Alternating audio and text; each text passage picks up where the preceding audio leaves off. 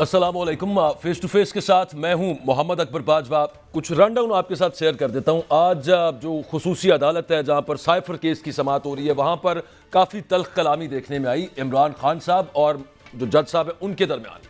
वो मामला कुछ यूँ है कि चूंकि वकला पेश नहीं हो रहे, कल ये बताया गया कि जो यहाँ से डिफेंस है वो उनकी कुछ दांत में दर्द थी, वो कोई इलाज वगैरह उन्होंने करवाना था। उसके अलावा आगे कैंपेन्स करनी है। आपको पता है कि लीगल टीम जो है पीटीआई की, उनमें से बहुत सारों को टिकट्स भी अलॉट हुई हैं और मसरूफियातें। बहरहाल एक बुनियादी हक होता है, लेकिन किया क्या गया अदालत की तरफ से, वो ये किया गया कि सरकार ने एक वकील दे दिया है। उस पर एतबार नहीं है ना इमरान खान साहब को ना शाह महमूद कुरैशी साहब को, लेकिन वो दोनों तरफ से अब सरकार लड़ रही है। लग कुछ यूं रहा है कि 8 फरवरी से पहले सजा देने का कोई इरादा है और ये बड़ा ब्लेटेंटली डंके की चोट पे किया जा रहा है। जो भी किया जा रहा है इस पर बड़ी डिटेल में आज बात करेंगे। उसके अलावा एक जेआईटी बनी थी जिसने तहकीक करनी थी कि डिरोगेटरी रिमार्क्स किस किसने दिए सुप्रीम कोर्ट के खिलाफ। काफ़ी तवील एक लिस्ट आ गई है, एक अगली लिस्ट भी आनी है। अभी तक जिन लोगों के नाम सबसे ज़्यादा मुतवक्के थे ना, वो आए नहीं है लिस्ट के अंदर। वो मैं आपको बताऊंगा कौन लोग हैं। एनीवेज, उसके अलावा हम ये भी बात करेंगे कि नवाज शरीफ साहब, उनकी पार्टी, उन्होंने आज अपना मंशूर जो पेश किया है, उसके बाद उन्होंने एक जो फ़करा कहा है कि मतलब खैबर पख्तूनख्वा के लोग बड़े आसानी से बेवकूफ़ बन जाते हैं। मरियम नवाज साहिबा वहाँ पर गई, मानसहरा में मौजूद थी, हज़ारा में मौजूद थी, तो वो हाथ जोड़कर उन्होंने कहा कि मैं हाथ जोड़ के आपसे वोट मांगती हूँ। वालिद साहब उनके कुछ इस तरह की बातें कर रहे हैं और कुछ उन्होंने माजी की भी बातें की कि मेरे से, शुक्र है कुछ उन्होंने भी माना कि मेरे से कुछ गलतियाँ हुई हैं। एनीवेज, मेरे साथ इरशाद अहमद आरिफ साहब मौजूद हैं प्रोग्राम में। बहुत शुक्रिया साहब दिया आपने, सीनियर तज्जियाकार हैं। जहांगीर जदून साहब होंगे हमारे साथ और अहमद उवैस साहब होंगे, दोनों मारूफ और सीनियर कानूनदान हैं। इरशाद साहब, आई स्टार्ट विद यू। यूं लग रहा है कि जैसे फैसला हो चुका है, सजा देनी है। सुप्रीम कोर्ट में आपको याद है जो जमानत के जब मामला चल रहा था, उसमें वो अब्बासी साहब ना सजाए मौत वाला मामला डिफेंड कर सके थे ना उम्र कैद वाला, लेकिन उसके बावजूद आज अंसार अब्बासी साहब ने, अच्छा वो एक और अब्बासी, रिजवान अब्बासी साहब है, एक अंसार अब्बासी साहब सहाफ़ी हैं। अब वो चूंकि क्लेम करते हैं कि वो बड़े क्लोज हैं कंसर्न और इनर मोस्ट सर्कल्स के, कंसर्न क्वार्टर्स के, वो कह रहे हैं कि जनाब 14 साल सजा, मतलब जल्दी फैसला आ जाएगा। क्या नजर आ रहा है सर आगे, और ये मामला कि जनाब दोनों तरफ से सरकार ही इमरान खान और शाह महमूद कुरैशी के खिलाफ? देखिए, बज़ाहिर तो हालात यही लग रहे हैं जब से ये केस चला है और जिस तेज़ी से चलाया जा रहा है।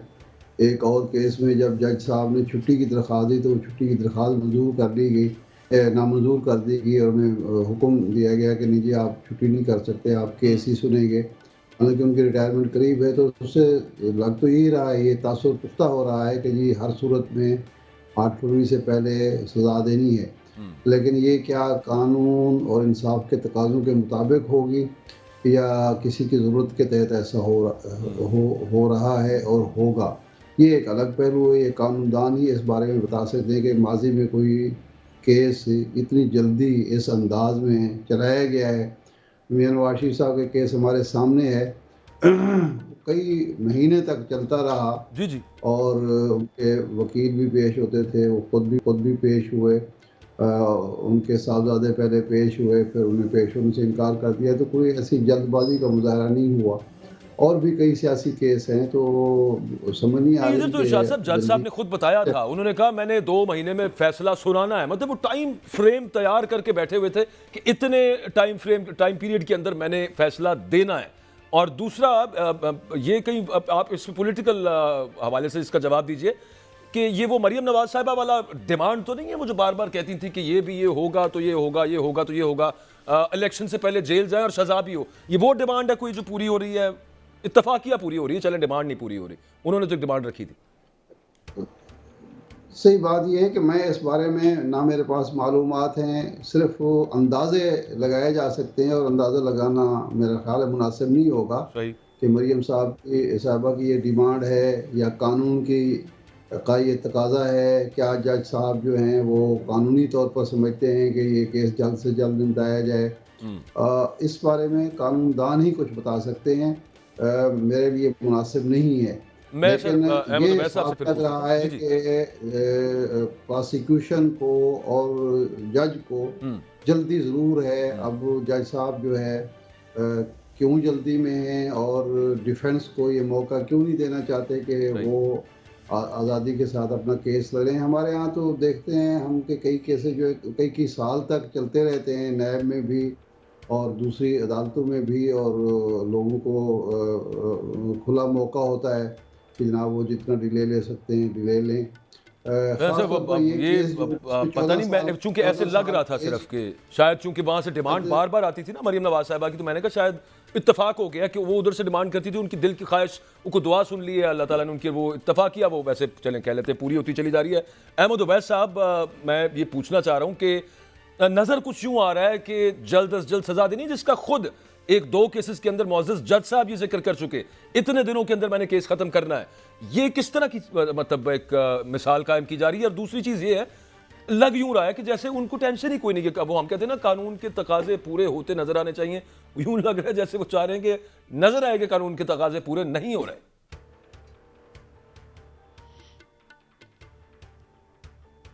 अहमद उवैस साहब, मेरा ख्याल है आवाज नहीं जा रही है अहमद उवैस साहब को।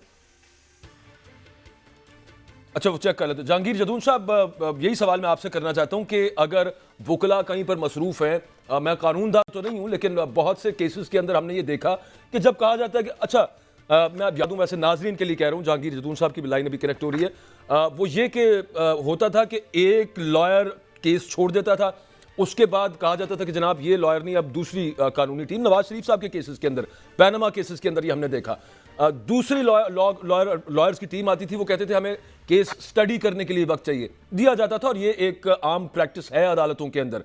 अब यहां पर अगर वकला मसरूफ हैं या किसी और कोर्ट में पेश हो रहे हैं, तो उसमें भी वक्त दिया जाता है। जहांगीर जदून साहब हमारे साथ मौजूद हैं। जहांगीर साहब, ये बताइएगा कि जो वक्त नहीं दिया जा रहा, कि जनाब बहुत ही कुछ जल्दी है इमरान खान के साइफर केस को निपटाने की, और रियासत कह रही है कि हम आपको वकला दे देते हैं, उनको उन पर एतबार नहीं है, लेकिन अब वो इसी तरह से चलाने की कोशिश कर रही है। किस किस्म की मिसाल है? इससे पहले कभी आपने देखा है सर इस तरह का मामला? देखें, कोई भी एक्यूज्ड है, उसके जो फंडामेंटल राइट है उसको आप ख़त्म नहीं कर सकते, और फेयर ट्रायल जो है 18th अमेंडमेंट के बाद आपको आइन जो है वो देता है कि आर्टिकल 10A की सूरत में आपका फेयर ट्रायल जो है फंडामेंटल राइट है। तो अगर आपको ट्रायल पे यकीन नहीं है, या ट्रायल को अगर जल्दी करने की भी मतलब एक इंटेंशन के साथ कोशिश की जा रही है, तो ये भी एक फेयर ट्रायल नहीं है कि आप मतलब एक जज के पार्ट पे या प्रोसिक्यूशन चाहती है कि इसको किसी न किसी तरह से एक डेट से पहले निपटा दिया जाए, तो वो भी गलत है। लेकिन अगर आप देखें ना, एक बंदे का वकील अपॉइंट करना भी जो है फेयर ट्रायल के ज़ुमरे में आता है कि अगर वो अपनी मर्जी का वकील अपॉइंट करता है, एक वकील करता है, 2 करता है, 10 करता है, उसकी चॉइस है। लेकिन उसको इंटेंशनली ये है कि एक देखें ना, अब और भी तो केस चल रहे हैं, क्रिमिनल केस के हो रहे हैं। अब ये सियासी केस जो होते हैं, आज से हमने 4-5 साल पहले भी देखा है कि सुप्रीम कोर्ट ने भी कह दिया था ट्रायल जज को, जी नैब को, आप सैटरडे को संडे को भी कोर्ट लगाएं, और जितना जल्दी हो सके आप इन केसों को निपटाएं। मुझे नहीं लगता कि इन केसों के पीछे क्या मुहर्रिकात होते हैं कि या तो बिल्कुल लेट कर दिए जाते हैं या फिर इतनी जल्दी कर दिए जाते हैं कि ज़ाहिर है कोई ना कोई पीछे इंटेंशन होती है, तो इसलिए केस को जल्दी निपटाने हैं। तो आप मुल्ज़िम ख़ास कोई भी हो, क्या लगती है सर आपको? इंटेंशन ये लगती है कि 8 फरवरी यानी इलेक्शन से पहले सजा सुनानी है इमरान खान को? नहीं, 8 फरवरी 8 के बाद होगी, उससे तो कोई फर्क नहीं पड़ता। क्या वो तो इलेक्शन तो नहीं लड़ रहे इमरान खान? पॉलिटिकल उसका एक निकाला जाता है ना, उससे एक जो परसीव किया जाता है वो ये कि जो वोटर होता है वो बदल होता है कि यार अच्छा चले, एक बुरी खबर आ गई है, डिसहार्ट हो जाता है, ये मकसद है, और क्या ही होना है उससे। मेरे ख्याल में तो वोटर जो है अगर सजा इलेक्शन से पहले देंगे तो और मजीद स्ट्रांग हो जाएंगे कि हमारे साथ ज्यादती होगी। जो पक्का वोटर है किसी भी जमात का, वो तो इसका उल्टा मतलब लेते हैं कि हमारे साथ और ज्यादती हो रही है, पहले भी हमें केसों में झगड़ा है, तो भी और ये तो कोई ये सोच रहा है कि 8 फरवरी से पहले वो है, लेकिन वो देखे ना वोट बैंक जो है वो कम हो सकता है। ये मेरे ख्याल में गलत थिंकिंग है, ये इस तरह की नहीं होनी चाहिए। हाँ नहीं, वो मैं इस वजह से भी कह रहा था कि नवाज शरीफ साहब भी यही कहते होते थे ना कि मुझे इलेक्शन से पहले जेल में डाल दिया गया और उसके बाद मुझे सजा सुनाई गई, इन्होंने करना था ये सब कुछ। वही अगेन वो पूरे तराजू के पलड़े बराबर वो मुझे तकरीरें याद आ जाती हैं पुरानी। एनीवेज, अहमद उवैस साहब की लाइन अब कनेक्टेड है जी? हाँ जी अहमद उवैस साहब, सर आवाज़ आ रही है? तो ये बताइएगा कि यहाँ पे जो इस वक्त मामला चल रहा है, एक होता है कि कहा जाता है कि उनके तकाजे पूरे किए जाएं, ये नजर आना चाहिए। यहां पर कुछ यूं लग रहा है कि इंटेंशनली कानून के तकाजे पूरे ना हो, ये नजर आए।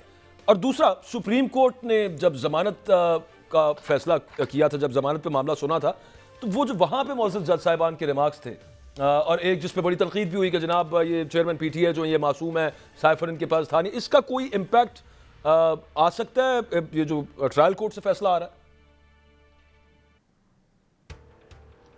बिस्मिल्लाहिर्रहमानिर्रहीम, ये आपने खदशात तो बिल्कुल दुरुस्त फरमाए हैं। ये तो इसमें कोई शक नहीं है कि जो इस वक्त हो रहा है इसमें आप कानून के तकाजे तो छोड़ दीजिए, आइन को भी बालाए ताक रख दिया गया है। क्योंकि आइन का आर्टिकल 10A जो है वो बड़े वाज़ेह तौर के ऊपर उसके अंदर ये लिखा हुआ है कि फेयर ट्रायल की जो रिक्वायरमेंट हैं वो पूरी करना जो है वो कॉन्स्टिट्यूशनल राइट है हर एक्यूज्ड का कि उसको उसके मुताबिक वक्त दिया जाए और वो उनकी रिक्वायरमेंट पूरी की जाए। और उसमें वो सब चीज़ें शामिल हैं कि उसकी मर्जी का उसको अपना वकील करने का, डिफेंस काउंसिल अगर वो उस प्रोसिक्यूट उस तरफ है, डिफेंस की तरफ है, तो डिफेंस काउंसिल अपनी मर्जी का, अपनी चॉइस का इंगेज करने का हक होना चाहिए। लेकिन आपने देखा कि यहाँ पे हो क्या रहा है। अब साइफर का भी जो मसला हमारे सामने है, ये इसमें कहाँ शक है ज़रा भी कि ये एक इंटरनेशनल कॉन्स्पिरेसी है, उस वक्त भी मौजूद थी और वो कॉन्स्पिरेसी पाकिस्तान के खिलाफ थी और उस कॉन्स्पिरेसी को अमली जमा पहनाने के लिए इमरान खान एक बहुत बड़ी रुकावट था। उस रुकावट को दूर करने के लिए ये सारा सिलसिला हुआ। हमारा वो कंसर्न नहीं है ना अहमद उबैद साहब, यहाँ पे पहले कहते थे कि साइफर आया ही नहीं, फिर उसके बाद उन्होंने कहा कि साइफर में धमकी नहीं आई, फिर उसके बाद उन्होंने कहा साइफर खुद लिखवाया। सर इसमें हमारा सबसे बड़ा मसला ये है कि साइफर गुमा क्यों? मसला ये है, ये नहीं है कि साइफर में लिखा क्या हुआ था, प्रॉब्लम तो यहाँ पे है ना अहमद साहब। जी जी, मैं अर्ज कर रहा हूं कि प्रॉब्लम तो हमें यहां पे है कि साइफर एक जो उसकी कॉपी और वो भी डी कोडेड कॉपी गुमी क्यों है, वो कहां पे गई, वजीर आजम सेक्रेटेरिएट आई थी, ये ज्यादा बड़ा मसला है। उसके मंदरजात क्या थे उस पर तो मेरा नहीं ख्याल हमारा कोई इंटरेस्ट है रियासत पाकिस्तान का कि ये चेक किया जाए कि उनकी वेरासिटी कितनी थी। हाँ, 2 नेशनल सिक्योरिटी काउंसिल की मीटिंग हुई जिसके अंदर और उसको डिमार्च भी किया हमने अमेरिकी एम्बेसडर को, बट स्टिल प्रायोरिटीज डिफरेंट है अहमद उबैद साहब, मामला ये है। मैं यही आपके सामने अर्ज कर रहा हूँ कि यहाँ पे हम बिल्कुल हमारा मामला ये है, लेकिन उसके लिए देखिए जब एक ट्रायल शुरू हो जाता है तो ये सारी चीज़ें ट्रायल में ही खुलेंगी और उसके राइट टू क्रॉस एग्जामिनेशन जो है, जब तक एक एक्यूज्ड का अपनी मर्जी का वकील नहीं होगा जिसके ऊपर उसको एतमाद है एज ए डिफेंस काउंसिल, जब तक वो किस तरीके से वो उस केस को आगे चला सकेगा।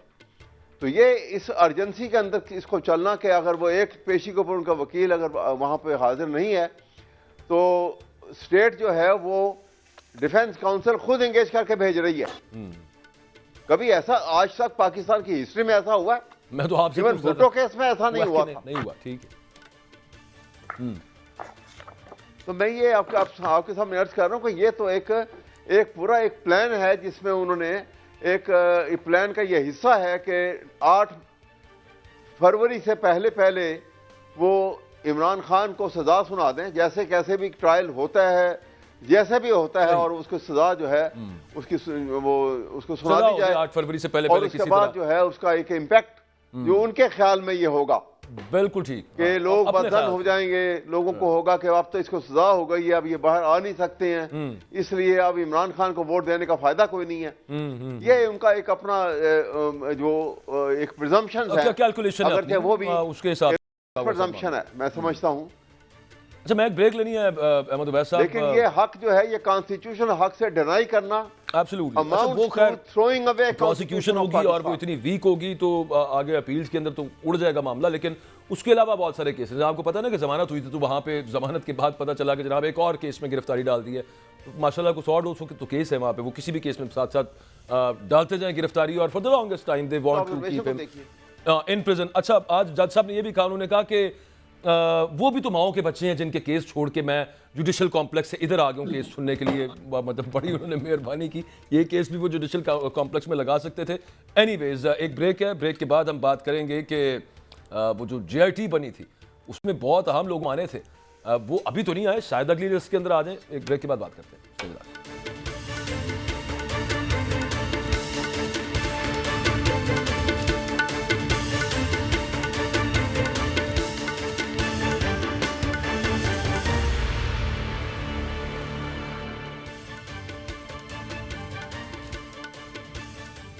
लॉयर्स की बड़ी बॉडीज़ हैं, पाकिस्तान बार काउंसिल और सुप्रीम कोर्ट बार एसोसिएशन ने, इन्होंने एक प्रेस कॉन्फ्रेंस की थी और उन्होंने कहा कि जनाब सुप्रीम कोर्ट के खिलाफ, सुपीरियर जुडिशरी के खिलाफ हतक आमेज़ अल्फाज इस्तेमाल किए गए, जिसपे फ़ौरन निगरान हुकूमत ने एक JIT तश्कील दी।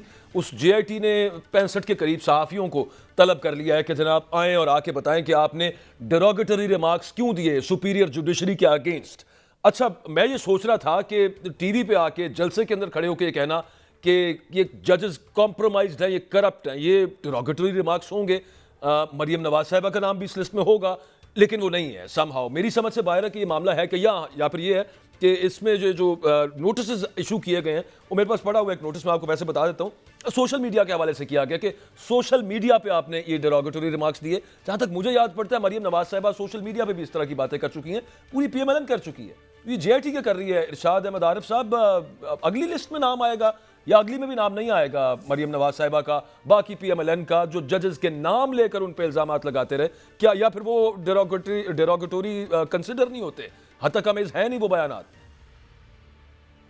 अच्छा भाई साहब, पहले तो मैं अपना उसूली मौक़िफ़ बयान कर दूं कि मैं जिस सहाफ़त के कबीले से ताल्लुक़ रखता हूँ, हमारे यहाँ हमें तो ये ट्रेनिंग मिली थी कि जजेस के फैसले जो हैं उन पर आप तनकीद कर सकते हैं, आपको ये कानूनी और आईनी हक है, लेकिन जजों के बारे में आप कोई बात नहीं करेंगे। उनके जो तहफ़्फ़ुज़ 2 इदारों को आइन में दिया गया, उसमें एक जुडिशरी है और एक पाकिस्तान की फ़ौज है।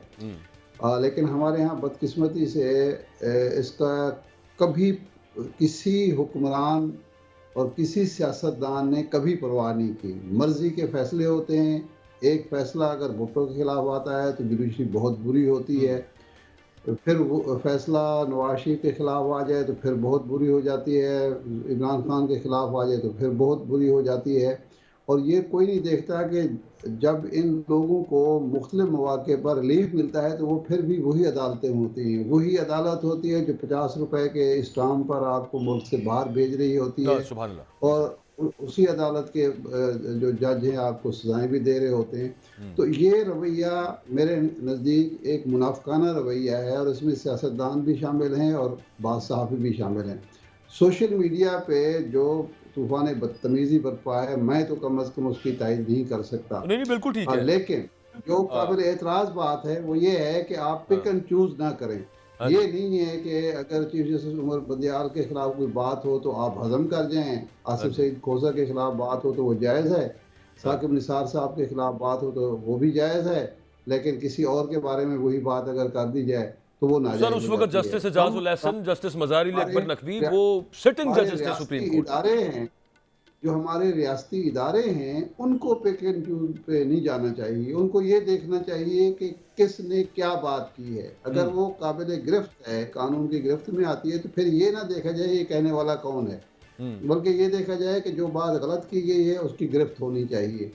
ये मुख्तलिफ पैमाने जो होते हैं वो माशरे के अंदर नफरत पैदा करते हैं, तासुब पैदा करते हैं, माशरे के अंदर एब्सोल्युटली सर, ऐसा ही है, इसमें कोई डाउट नहीं है। अच्छा, मैं ये कानूनदानों से भी ये पूछूंगा कि मतलब व्हाट कॉन्स्टिट्यूट्स एज फैसले पर तनकीद और उसकी थिन लाइन क्या होती है। लेकिन वो जो मैं आपसे पूछ रहा था PMLN मरियम नवाज साहिबा, वो वहां से नहीं शुरू करना या उसके बाद से शुरू करना है? वो आपके ख्याल में आएगा JIT की अगली लिस्ट के अंदर कोई नाम वैसा, या सिर्फ साफियों के लिए बस? ये शाह साहब आपसे पूछ रहा हूं। मुझसे पूछ रहे हैं? जी आपसे नहीं, मैं नहीं समझता कि देखें इस वक्त कुछ लोग जो हैं वो बिलोआइड हैं, हमारे इंतजामिया के भी, ब्यूरोक्रेसी के भी और बाकी इदारों को भी। वो जो भी कहें वो साथ खून भी उनके लिए माफ़ है, माजी में भी हम लोग देख चुके हैं। तो मैं नहीं समझता कि कभी इस बात की गिरफ्त मरियम साहिबा से या किसी और से हो सकती है। वो तो सिर्फ वही लोग निशाना बनेंगे जो किसी को पसंद नहीं है या जो कल पसंद थे आज नापसंद है। तो इसलिए मैं नहीं तवक्को करता कि ये बिला इम्तियाज, बिला तफरीक सब लोगों के लिए खिलाफ कार्रवाई होगी, सिर्फ उन्हीं को निशाना मतलब ये कोई इतनी ट्रांसपेरेंट कह लें या फिर ये अक्रॉस द बोर्ड मकसद ही फौत हो जाता है ना, फिर मकसद ही सिर्फ फौत हो जाता है। फिर तो वो क्या करते हैं? बिल्कुल दुरुस्त आप कह रहे हैं जदून साहब, मकसद तो फिर फौत हो जाता है। जब आप दोनों, आपको 3-4 तरफ से एक बौछार होती नजर आ रही हो जो कि बिल्कुल दुरुस्त नहीं है, जो हतक अमेज अल्फाज इस्तेमाल करे, तौहीन अमेज बातें करे सुप्रीम कोर्ट के मौजूद जजेस के लिए, नहीं होनी चाहिए इस पर किसी भी किस्म की रिलैक्सेशन कह लीजिए, या इसको नहीं करना चाहिए, इसको जाने नहीं देना चाहिए। लेकिन एक ही साइड के यानी साफी बेचारों के पीछे पड़ जाएं, बाकी जो मर्जी को बोलता रहे, ये क्या, इस तरह फिर कैसे मामला चलेगा जदून साहब? नहीं देखें, जो बेसिकली तो जो आपके फंडामेंटल राइट है कॉन्स्टिट्यूशन के अंदर आर्टिकल 19 और 19A, तमाम अभी जो सुप्रीम कोर्ट चल रही है इसमें जितने बेशतर जजेज हैं वो इन पे बिलीव करते हैं। और आपको याद है पिछले हफ्ते हमारा एक प्रोग्राम था सुप्रीम कोर्ट के एडिटोरियल में, जी। एक लेजेंड में, तो उसमें अतर मिनल्ला साहब भी आए थे, चीफ जस्टिस साहब भी आए थे। तो उन्होंने, अतर मिनल्ला साहब ने खुल के कहा जी जज को तनकीद से नहीं डरना चाहिए और हमारी जो जजमेंट है उन पे आप खुल के तनकीद भी करें, बात भी करें। उन्होंने तो कहा कि जो जज साहिबान वैसे सोशल मीडिया देखते हैं वो अपने हल्फ से रूगर्दानी करते हैं, ये भी फरमाया था उन्होंने। अब ये भी इंटरप्रिटेशन वाला मामला है। नहीं, उन्होंने खुद फरमाया था। देखते, लेकिन डेफिनेटली सारे जज जो हैं उनका भी राइट है वो सोशल मीडिया भी देखें, इलेक्ट्रॉनिक मीडिया भी देखें, प्रिंट मीडिया भी देखें, ये उनका फंडामेंटल राइट है। तो उसमें ये है कि अगर आप सुप्रीम कोर्ट की जजमेंट या किसी भी कोर्ट की जजमेंट होती है, जब वो डिलीवर हो जाती है, वो पब्लिक प्रॉपर्टी होती है, उस पर आप तनकीद जरूर कर सकते हैं, लेकिन जजमेंट पे तनकीद करें बजाय इसके आप जजों को टारगेट करें। जजों को टारगेट करने के तो मेरे ख्याल में ना आप ना मैं कोई भी शख्स जो है वो इजाजत नहीं था, बल्कि जजों को नहीं बल्कि किसी शख्स को भी पर्सनली अगर आप अभी प्रोग्राम कंडक्ट करें तो आपके प्रोग्राम पे बात हो सकती है, लेकिन आपकी ज़ात पे मेरे ख्याल में बात करना जो है वो फिर आपके जो क्रिटिसिज्म की जो लिमिट है उसको क्रॉस करने की इजाजत है। आप, मैं कोई बात कर रहा हूँ किसी को पसंद नहीं आती, वो कह सकता है जी उनकी बात से मैं इत्तेफाक नहीं करता, या उनके अंदर ये चीज जो है जदून साहब वही समझ नहीं ना आती। हमारे सियासतदान कहते हैं कि जनाब हम इदारे पर तनकीद नहीं कर रहे, हम तो शख्स पर तनकीद कर रहे हैं। और एक जगह पे फिर आ जाता है कि फैसला उस शख्स ने दिया है, लेकिन फैसले पर करें, शख्स पे ना करें। अच्छा, उसमें लेकिन जब पिक एंड चूज किया जाता है तो फिर इसकी किसी भी तरह की कोई जो है ना सैंक्टिटी खत्म हो जाती है इस दावे की कि जनाब हम अदलिया के वक़ार को ऊपर ले जाने के लिए हम ये सब कुछ करें। मैं अहमद उवैस साहब की तरफ जाना चाहता हूँ। आर्टिकल 19 का भी जिक्र कर रहे थे अहमद उवैस साहब, जदून साहब। अब आइन के अंदर आर्टिकल 14 भी है, 15 भी है, 16 भी है, 17 भी है, 18 भी, ये बुनियादी इंसानी हुकूक की जो हम बात करते हैं। और उसके हवाले से एक दरख्वास्त सुप्रीम कोर्ट में पाकिस्तान तहरीक इंसाफ की पड़ी हुई है कि जनाब हमें बुनियादी हुकूक नहीं मिल रहे। और वैसे काजी साहब ने बताया कि जनाब उन्होंने रिकॉर्ड नंबर ऑफ केसेस सुने और पेंडेंसी कम हो रही है केसेस की। ये बड़ा अहम केस है और इसको देखना ही सिर्फ सुप्रीम कोर्ट ने होता है। इंसानी हुकूक के हवाले से मामला क्यों नहीं सुन रही सुप्रीम कोर्ट? इसको गिला है एक बड़ी सियासी जमात को कि हमारे हुकूक सल्ब हो रहे हैं, सुप्रीम कोर्ट उस पर नजर नहीं कर रही। क्या वजह हो सकती है सर? देखिए, इसकी वजूहात तो बड़ी वाज़ेह हैं। इसका मतलब है कि कोई ऐसी ताकत इनविजिबल जो अपने आप को सुप्रीम कोर्ट से और आइन से भी ज़्यादा ताकतवर समझती है, वो इफ़ेक्टिवली इनकी ऊपर असरअंदाज है। अदरवाइज देखिए, आप खुद सोचिए कि आर्टिकल जो जज साहिबान हैं इनका अगर ओथ के कंटेंट्स को दें तो उसमें एक सेंटेंस है that I will preserve, protect and defend the constitution of Pakistan. बिल्कुल ठीक। अब जिस वक्त ये ओथ में उन्होंने ले लिया तो उसके बाद फंडामेंटल राइट्स को सारे काम छोड़ के, जहां पे फंडामेंटल राइट्स जो हैं वो किसी के इंजर हो रहे हैं, वो इन्फ्रिंजमेंट जो है वो सबसे अहम काम होगा जुडिशरी के लिए, उनको रेस्टोर करना और जो उनको इन्फ्रिंज कर रहा है उसके खिलाफ कार्रवाई करना। लेकिन यहां ऐसा नहीं हो रहा। आर्टिकल 14 की आपने बात की, वो आर्टिकल 14 है कि आप चार दीवारी का लिहाज रखें। जी बिल्कुल। आप सेल्फ रिस्पेक्ट का लिहाज रखें जी, क्योंकि ना चार दीवारी का कोई लिहाज है और सेल्फ रिस्पेक्ट जो है वो इस बुरी तरह से मजरूह हो रही है कि जिसकी आपको कोई मिसाल पाकिस्तान में नहीं मिलती। वो हाल किया जा रहा है खवातीन के साथ, आम कॉमन मैन के साथ, उनके घरों में जाके बगैर वारंट के, बगैर इजाज़त के, और उनके खवातीन के साथ जो बेहरुमती उनकी होती है, ये सारी सूरत हाल। उसके साथ आर्टिकल 17 को देखिए, right to form a political party. इसको इतना एलैबोरेटली सुप्रीम कोर्ट की जजमेंट के अंदर आया है, लार्जर बेंच की जजमेंट है जी जी, जिनको ख्याल नहीं किया गया है अभी इस फैसले के अंदर उन जजमेंट का। उसके अंदर इतना तक लिखा हुआ है कि ये जो आप किसी का अच्छा, ये इलेक्शन के देखिए, सिंबल से किसी हम को एक महरूम कर देते अहमद साहब, हो, हम तो एक इसका डिबेट कर मतलब रहे है हैं। कि आप करोड़ों लोगों को महरूम कर रहे हैं बिल्कुल वोट ठीक देने है। के हक से। मुझे एक छोटी सी बात बताइएगा और फिर एक ब्रेक लेनी है मैंने, उसके बाद इसको कंटिन्यू करते हैं। हम एक डिबेट कर रहे हैं और वो ये कर रहे हैं कि सुप्रीम कोर्ट ही का काम है। आपने बताया कि वो तो हल्फ इस चीज का लेते हैं कि हम प्रोटेक्ट करेंगे कॉन्स्टिट्यूशन ऑफ पाकिस्तान को, वो कस्टोडियंस हैं आईने पाकिस्तान के, और अगर कोई इंफ्रिंजमेंट हो रही है बुनियादी हुकूक की तो उसको रोकना सुप्रीम कोर्ट, मौजूद सुप्रीम कोर्ट का काम है। इस पे तनकीद की जा सकती है कि नहीं कर रहे तो यार ये जाती है ना, ये करना चाहिए। चले नाम नहीं किसी का लेते, लेकिन टेकअप करना चाहिए ये केस।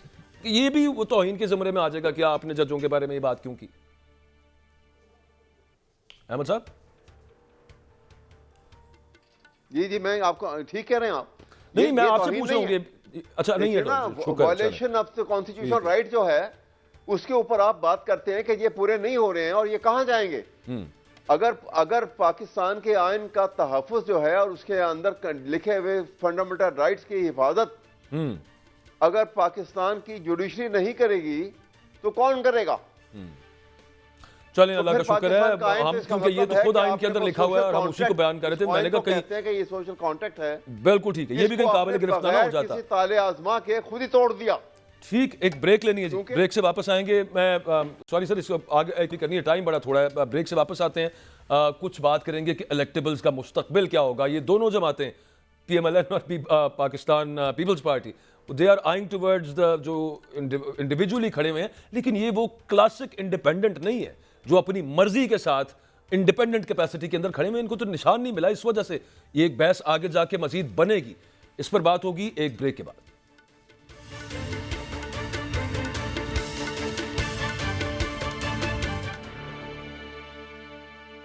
नवाज शरीफ साहब तनकीद कर रहे थे पाकिस्तान तहरीक इंसाफ पे करें, अपने सियासी मुखालफिन पर करें, उनका हक है, लेकिन उन्होंने कहा कि खैबर पख्तूनख्वा के लोग तब ये आसानी से बेवकूफ़ बन जाते हैं।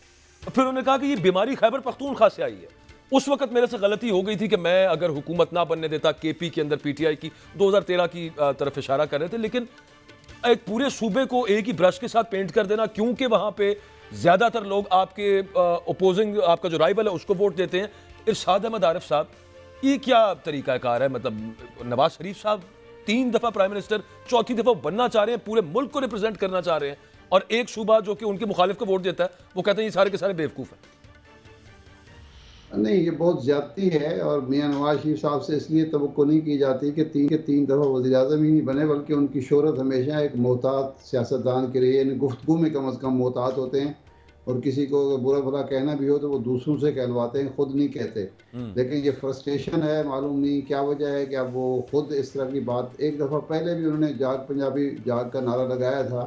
उस वक्त वो वज़ीर आला थे, नौजवान थे, तो लोगों ने समझा कि शायद जोश जवानी में ये सारी बातें कर रही हैं। तो अब ये बात करना जो है, एक सूबाई असबियत को हवा देना, इस वक्त मुल्क को इत्तेहाद की ज़रूरत है। बिल्कुल, मुल्क में ऑलरेडी इतने तासुबात और इतने फितने पैदा हो चुके हैं कि उसको कंट्रोल करना आसान नहीं रहा। उसमें आप एक सूबाई असबियत पैदा करते हैं, एक पूरे सूबे को और सूबे के अवाम को ये कहते हैं कि वो तो बेवकूफ़ हैं। लोग तो हमारे बारे में, पंजाबियों के बारे में भी इसी तरह की बातें करते हैं, तो उसका मतलब है कि वो फिर हर एक को हक है कि आप दूसरे साहब, ये बंगाल के बारे में, बंगालियों के बारे में हमारे मगरबी पाकिस्तान के सियासतदानों की ये सोच थी, जिसका नतीजा हम देख चुके हैं। बिल्कुल। तो मैं तो यही कहूँगा कि ये इंतहाई बेहतियाती की बात है और बदज़ौकी की बात है कि आप किसी सूबे के बारे में, खैबर पख्तूनख्वा वो वाहिद सूबा है जिसके बारे में कायद आज़म ने ये कहा था। मैं आपको कायद आज़म कोट कर रहा हूँ, फिदा अहमद खान साहब थे गवर्नर KP के, और वो मुस्लिम लीग नेशनल गार्ड के सरबराह थे। कायद आज़म से मिले तो ये उस वक्त की मैं बात कर रहा हूँ जब कायद आज़म मिलना चाह रहे थे अब्दुल गफ्फार खान को। तो कायद आज़म से उन्होंने पूछा कि आप क्यों मिलना चाहते हैं? उन्होंने तो पाकिस्तान की मुखालफत की है, वो आपके ज़ाती तौर पर मुखालिफ है, मुस्लिम लीग के खिलाफ हैं। उन्होंने कहा कि KP के उस वक्त तो सूबा सरहद था, सूबा सरहद की जो लोगों की जो सोच है सियासी, वो पंजाब, सिंध और बाकियों से सबसे बेहतर है और बहुत ही दूरंदेश लोग हैं। तो मैं चाहता हूँ कि ये हमारे साथ हों ताकि कल को जब पंजाबियों और बंगालियों के दरमियान लड़ाई होगी तो ये बैलेंसिंग पावर होंगे और ये सुलह कराएंगे और मामलात को दुरुस्त करेंगे, क्योंकि इनका जो सियासी बसीरत है वो कहीं आगे है। ये कायदे-ए-आज़म को मैं कोट कर रहा हूँ सही, उन लोगों के बारे में। और फिर ये भी तारीख है कि कभी भी दूसरी बारी उन्होंने किसी पार्टी को नहीं दी, एक बारी के बाद ही वो फैसला कर हमने लेते देखा कि अगली ये बारी चलता देनी रहा। है, नहीं देनी। बिल्कुल। पीटीआई को उन्होंने दूसरी बारी दी। जी। अब इस तरह की बात करना मैं समझता हूँ बहुत ही ज्यादती है, बदज़ौकी है, और ये इस पे मियाँ साहब को मदद करनी चाहिए। बस वो नजर आ गया उनको कि शायद यहाँ पे दाल नहीं गलने वाली, तो उन्होंने उठा के सारों को एक ही ब्रश के साथ पेंट कर दिया, बेवकूफ़ भी कह दिया, बीमारी भी कह दिया, यहाँ से आई है। एनीवेज बहुत शुक्रिया शाद साहब, आपने वक्त दिया। मुझे पता है आपकी तबीयत भी ज़रा नासाज है। जदून साहब, ये जो क्योंकि टाइम बहुत ही थोड़ा रह गया, सॉरी जदून साहब, आप ये जो नवाज शरीफ साहब ने बात की है, आप उनको सपोर्ट भी काफ़ी करते रहे हैं, आप केपी से तो नहीं है सर? नहीं, देखें, मेरे ख्याल में उनका ये कहने का मकसद है, मैंने उनकी ये वाली बात नहीं सुनी। उन्होंने ये कहा था कि जब वो पहली दफ़ा इमरान खान की हुकूमत बनी थी तो उनकी अगर दूसरी कोलिशन बन जाती, मौलाना फजल रहमान के साथ आया था तो इनकी मेजॉरिटी बन जाती, लेकिन उनका अगर सिंगल पार्टी का कोई मैंडेट ज़्यादा है तो उसको डेमोक्रेटिक नॉर्म्स के वो मुताबिक बिल्कुल हुई हुकूमत करने बात, का ये लेकिन ये पहला। सर, ये रिपोर्ट हुई है, ये बड़े अच्छा, अखबारों ने लिखी उसमें हुई है देखिए ना, मियां साहब तो 3 दफ़ा जो है, अब तीसरी दफ़ा वो वहाँ से इलेक्ट होके आ रहे हैं केपीके से, और स्पेशली हज़ारा डिवीजन से। जब 99 में भी वो वज़ीर आज़म थे, जब उनको कू के जरिए लदा गया, उस वक्त भी वो हमारे हल्के से वो MNA थे, अब्टाबाद से, और ईदपुर का एक जॉइंट नेशन असम्बली का था। तो अभी वो दोबारा NA 15 मंसूर से कैंडिडेट है। इसके अलावा 92 में वो दोबारा पहले एक दफ़ा MNA बन चुके हैं वहाँ से। फिर देखें ना, इस तरह उन्होंने, उनकी बड़ी मोहब्बत है स्पेशली हज़ारा के लोगों के साथ, केपी के लोगों के साथ। वो जनरलाइज मेरे ख्याल में इस तरह स्टेटमेंट नहीं दे सकते, लेकिन एक सर दे दिए ना आप सर, अब क्या करें। कि ये यहाँ से शुरू हुआ है काम। ये अच्छा, आखिरी मिनट है मेरे पास। अहमद उवैस साहब, आपके इस पे कमेंट्स क्या हैं सर? ये मतलब इस तरह की बात, मुझे तो लगता है थोड़े अरसे बाद उन्होंने कहना है सारा पाकिस्तान ही आसानी से बेवकूफ़ बन जाता है, क्योंकि मसला तो ये है कि उनके मुखालिफ को वोट ना मिल जाए। हाँ, ये पहली बात तो ये है कि ये किसी पॉलिटिकल लीडर की ऐसी स्टेटमेंट कभी आनी नहीं चाहिए, ना हो सकती है, ना एक्सपेक्ट की जा सकती। लेकिन मैं आपको ये बता दूं, ये स्टेटमेंट उन्होंने दीदा दानिस्ता दी है। अच्छा, और दीदा दानिस्ता इसलिए दी है कि ये उस ग्रेट गेम का हिस्सा है जिसके लिए इनको बाहर से यहाँ पर लाया गया है। और वो ग्रेट गेम जो है ना, वो सिर्फ नवाज शरीफ और उनकी फैमिली जैसे लोग ही पूरी कर सकते हैं, क्योंकि ये वो लोग हैं जिनकी ये वो एक खास कैपिटलिस्ट क्लास है। This is your opinion Ahmed Uwais साहब, मुझे तो इसका नहीं पता, बाकी वल्लाह आलम बिल सवाब। अच्छा, वो मैं ना बड़ी माजरत के साथ यहाँ पे आपको कट कर रहा हूँ। उसकी वजह ये है कि वक्त प्रोग्राम का ख़त्म हो गया, लेकिन आई थिंक जो नाजरीन है वो they have gotten what you were trying to say. कल मुलाकात होती है इंशाल्लाह आपसे। आज का प्रोग्राम का वक्त ख़त्म हुआ। अपना फीडबैक ज़रूर दीजिएगा। अल्लाह हाफ़िज़।